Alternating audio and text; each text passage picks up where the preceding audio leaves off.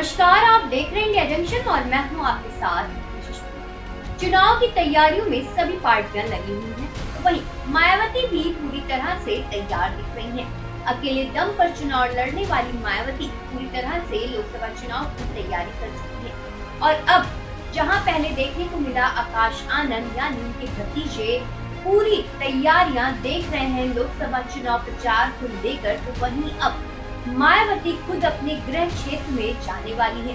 दरअसल आपको बता दें 22 अप्रैल को वो गृह क्षेत्र में दौरा करने वाली है। आखिर वहां के लिए मायावती की क्या तैयारी है, आज हम आपको दिखाएंगे इस रिपोर्ट में। बसपा सुप्रीमो मायावती के गृह क्षेत्र में भतीजे आनंद की जनसभा के बाद अब बुआ की जनसभा की तैयारियां भी तेज हो गई है। गौतम बुद्ध नगर लोकसभा सीट पर 22 अप्रैल को पार्टी की राष्ट्रीय अध्यक्ष मायावती की जनसभा का कार्यक्रम तय हो गया है। हालांकि मायावती की जनसभा स्थल को लेकर फिलहाल रस्साकशी चल रही है। गौतम बुद्ध नगर जिला संगठन क्षेत्र में और बुलंदशहर संगठन सिकंदराबाद में जनसभा होना है।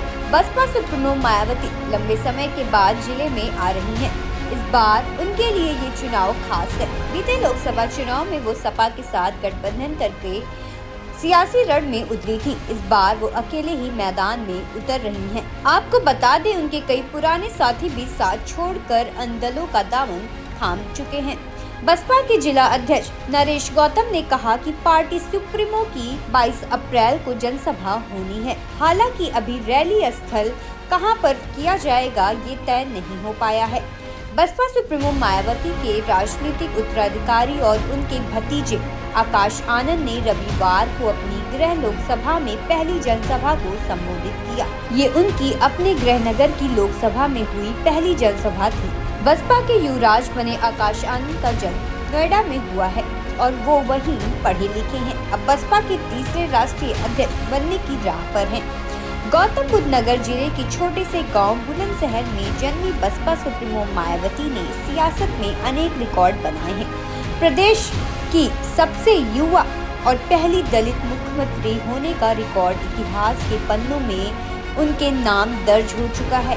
इसके अलावा सबसे अधिक 4 बार मुख्यमंत्री बनने का रिकॉर्ड भी उन्हीं के नाम है। प्रदेश की राजनीति का अहम केंद्र बनी बसपा सुप्रीमो मायावती पिछले 8 साल से किसी भी सदन की सदस्य नहीं है। सहारनपुर में हुई जातीय हिंसा को राज्यसभा में उठाते हुए उन्होंने 18 जुलाई 2017 में राज्यसभा की सदस्यता से इस्तीफा दिया था। इस्तीफे के दौरान उन्होंने कहा था कि जब वो अपने समाज की बात को सदन में नहीं रख सकती तो इस सदन में रहने के भी कोई मायने नहीं है। ये कहते हुए उन्होंने इस्तीफा दे दिया था। इसके बाद वर्ष 2019 में हुए लोकसभा चुनाव रहे हो या फिर 22 विधानसभा चुनाव या अन्य MLC और राज्यसभा के चुनाव, वो किसी भी चुनाव में मैदान में नहीं उतरी। खबरों से जुड़े रहने के लिए सब्सक्राइब करें हमारा चैनल इंडिया जंक्शन।